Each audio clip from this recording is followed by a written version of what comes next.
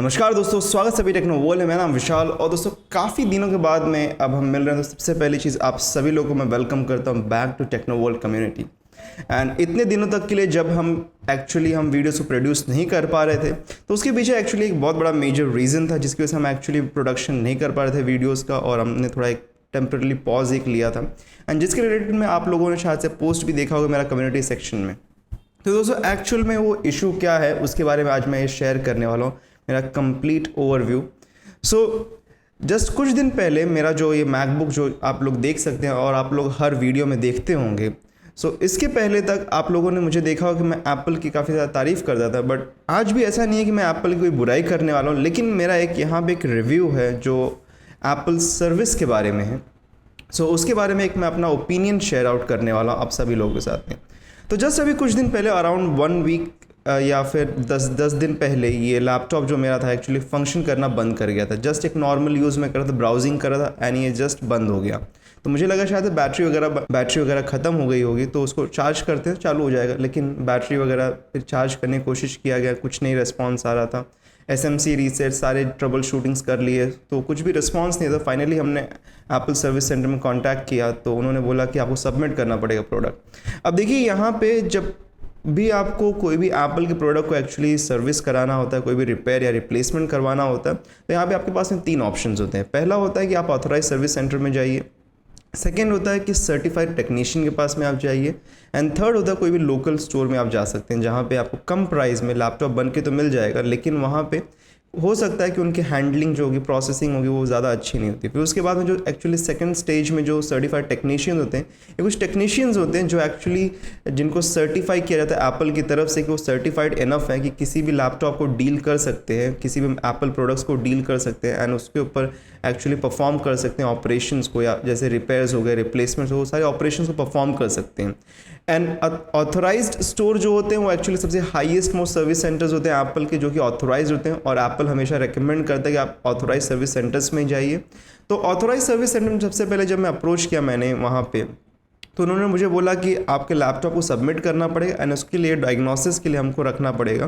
तो डायग्नोसिस की जो रिपोर्ट होगी वो 3 दिन बाद हमको मिलेगी, जो कि चार्जेबल है, जो कि various different authorise service centre के जो चार्जेस हैं 2200 रुपीज़ से लेके 2500 रुपीज़ तक के उसके डायग्नोसिस चार्जेस हैं, तो जो आपको पे करना पड़ता है। एंड बाय द वे ये जो चार्जेस होते हैं ये किसी भी और पार्ट में या रिप्लेसमेंट में या रिपेयर में इंक्लूड नहीं होते हैं, सिर्फ और सिर्फ डायग्नोसिस चार्जेस हैं। मतलब कि आपके लैपटॉप में या मशीन में प्रॉब्लम क्या है एग्जैक्टली, सिर्फ उतना आपको ये लोग बताते हैं। उसके लिए आपको अराउंड 3 डेज़ वेट करना पड़ता है। मेरा इशू जो था वो सैटरडे को आया था, तो मैंने सैटरडे को मैं इमीडिएटली जब मैंने अप्रोच किया सर्विस सेंटर में, तो उन्होंने कहा कि आपको ट्यूसडे एंड तक हम बता सकते हैं। एंड ट्यूसडे का वेडनेसडे भी हो सकता क्योंकि बीच में जन्माष्टमी आ रही थी। उसके बाद में जब डायग्नोसिस कंप्लीट हो जाएगा देन उसके बाद में हमारे कहने पे वो कोई भी प्रोडक्ट जो अंदर ख़राब हुआ है उसको रिप्लेसमेंट के लिए या रिपेयर के लिए ऑर्डर करेंगे प्रोडक्ट को। फिर वो जब प्रोडक्ट आएगा 7 से 10 दिन का टाइम लगता है डिलीवरी एंड शिपमेंट में। उसके बाद में फिर वो इंस्टॉल होगा एंड देन आपको मिलेगा। तो यहाँ पे ऑलमोस्ट 10 से 15 दिन का मुझे टाइम बताया जा रहा था, तो मैंने ये अप्रोच नहीं लिया। फिर मैंने एक सर्टिफाइड टेक्नीशियन को कॉन्टैक्ट किया, तो सर्टिफाइड टेक्नीशियन ने बताया कि 1 दिन के अंदर, मतलब 1 डे के अंदर में वो मुझे डायग्नोसिस करके रिपोर्ट दे देगा।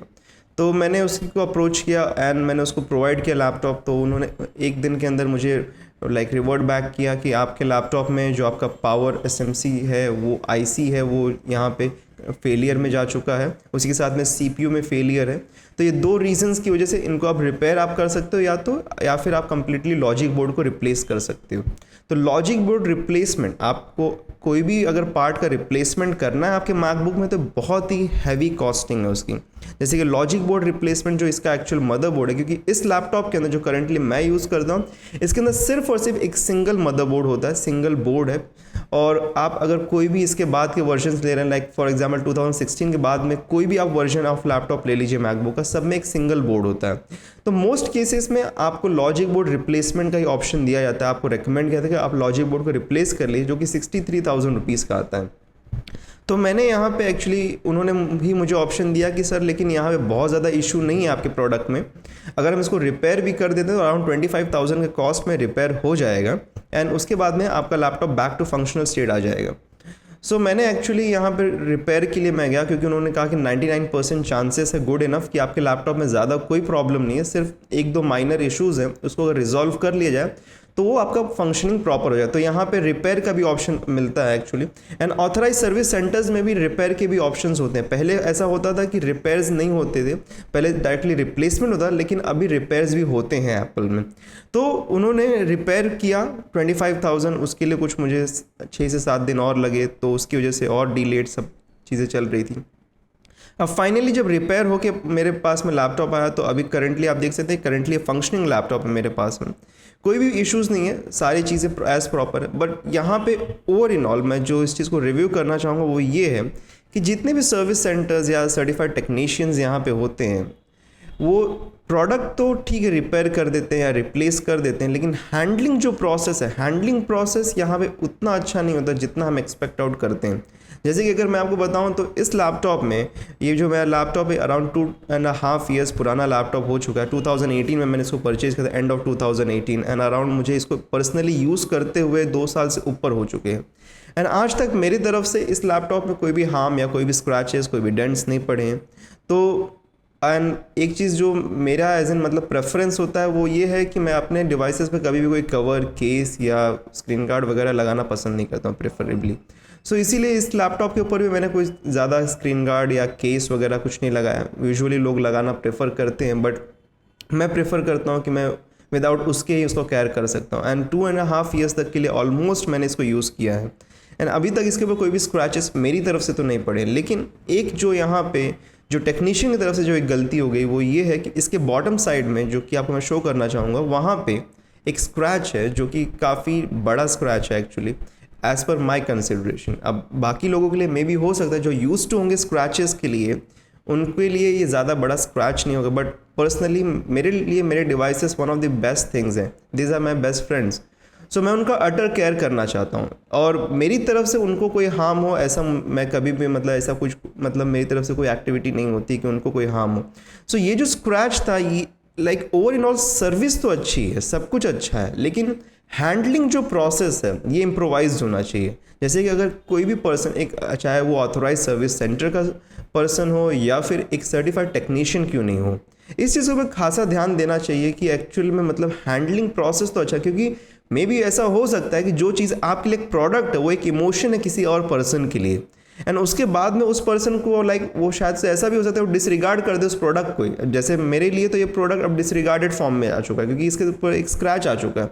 तो मेरे प्रोडक्ट्स के ऊपर अगर मतलब किसी भी वे का मतलब एक तरीके से स्क्रैच है या फिर डेंट है या किसी भी उस तरीके का हार्म होता है, तो मुझे प्रेफरेबली अच्छा नहीं लगता।